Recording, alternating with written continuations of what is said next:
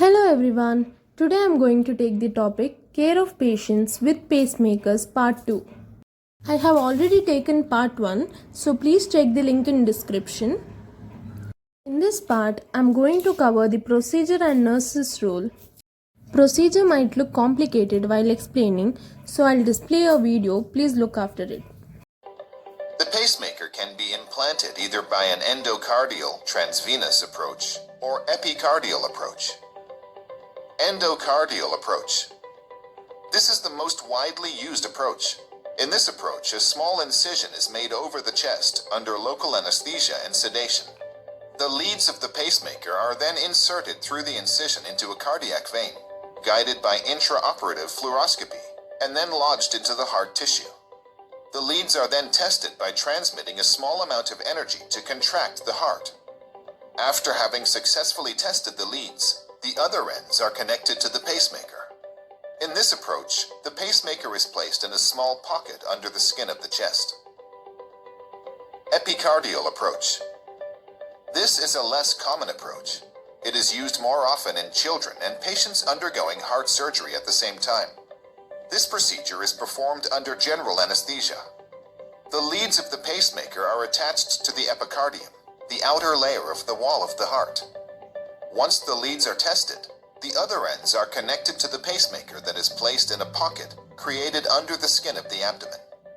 This approach takes a longer operative and recovery time than the endocardial approach. This can be significantly reduced with the use of minimally invasive techniques. Irrespective of the approach, the final adjustments of the pacemaker are made by the doctor after pacemaker implantation by using an external device.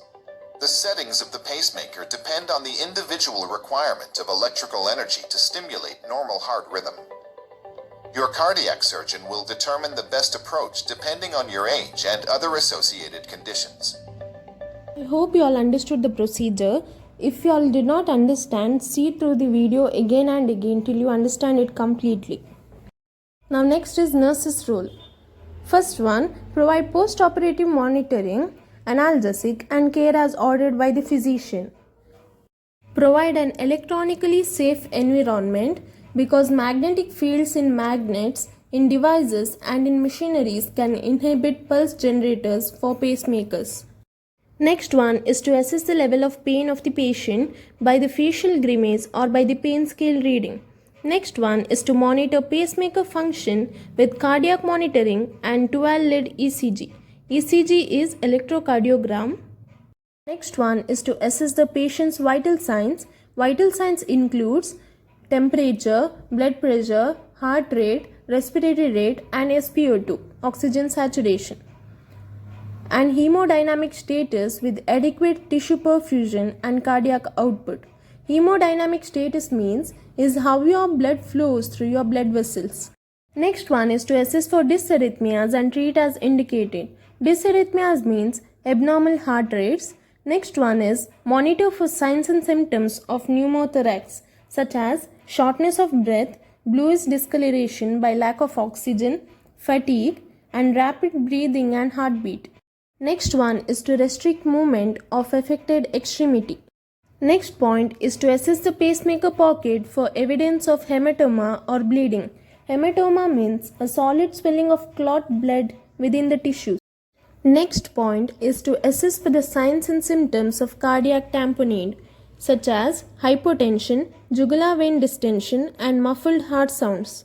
Next point is to assess for the signs and symptoms of infection, redness, edema, drainage, elevated white blood cell count, continued pain and elevated body temperature.